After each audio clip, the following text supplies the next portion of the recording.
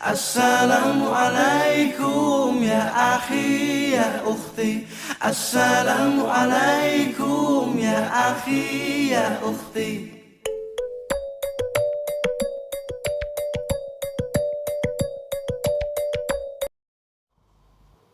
Assalamualaikum warahmatullahi wabarakatuh. Perkenalkan, nama saya Dio Timantah dari kelompok 8. Saya akan menjelaskan tentang muzara'ah. 1. Pengertian muzara'ah. Muzara'ah adalah suatu kerjasama di bidang pertanian antara pemilik sawah atau lahan dengan petani penggarapnya, dengan benih ditanggung oleh petani penggarap. Ketentuan pembagiannya berdasarkan perjanjian antara pemilik lahan dan petani penggarapnya. Muzara'ah biasanya dilakukan dalam pengolahan tanah dengan benih yang relatif murah, seperti padi, jagung, kacang, dan lain-lain. Kedua, hukum muzara'ah.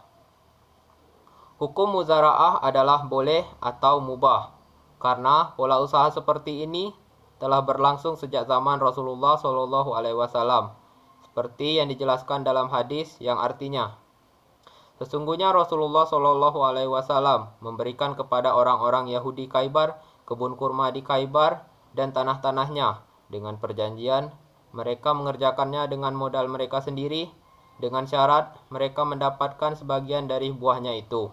Hadis riwayat Muslim.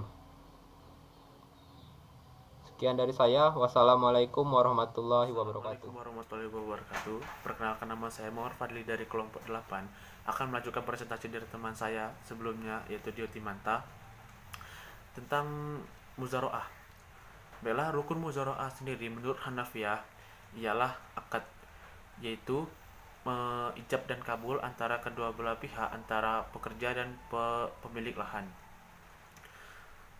Secara terperinci menurut Hanafiyah, rukun muzara'ah terbagi menjadi 4.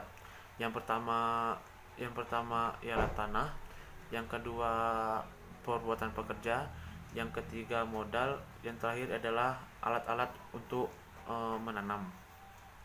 Dasar hukum muzara'ah sendiri ialah kerjasama dalam bentuk muzara'ah. Menurut para ulama banyak mengatakan bahwa melakukan muzara'ah sendiri ialah hukumnya boleh. Kenapa dibolehkan? Karena menurut hadis-hadis dan firman-firman Allah yang telah dicantumkan dalam Al-Quran, muzara'ah sendiri ialah bentuk kita untuk tolong menolong, yang dimana firman-firman Allah banyak mengajarkan umat manusia untuk saling tolong menolong, terkhususnya dalam hadis Nabi dari Ibnu Abbas dari riwayat Al-Bukhari yang menyatakan bahwa Nabi Muhammad SAW mempekerjakan penduduk Khaybar untuk yang mana hasil pembagiannya diambil dari apa yang telah mereka dapatkan, baik itu berupa tanaman, sayur-sayuran maupun buah-buahan. Baiklah, kita masuk ke hadis tadi, yang mana dapat kita simpulkan bahwa Nabi Muhammad SAW mengajarkan tentang kita melakukan muzara'ah. Dari hadis tersebut dapat kita simpulkan bahwa yang dilakukan oleh Nabi Muhammad dengan para penduduk Khaybar yaitu adalah bentuk kerjasama. Dalam bentuk kerjasama itu ya disebut muzara'ah. Bukan tentang upah mengupah atau tentang sewa menyewa atau sewa menyewa atau ijarah tanah dengan pemilik tanah.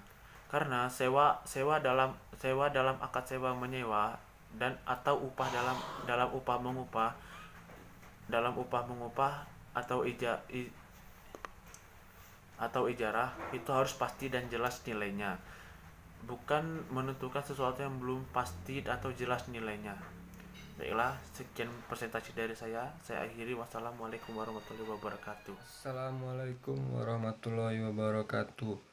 Saya Ramadan Iksan Perdana Putra Dani akan melanjutkan presentasi dari teman saya sebelumnya, yaitu Diyuti Manta dan Muhammad Fadli, tentang hikmah muzaroah.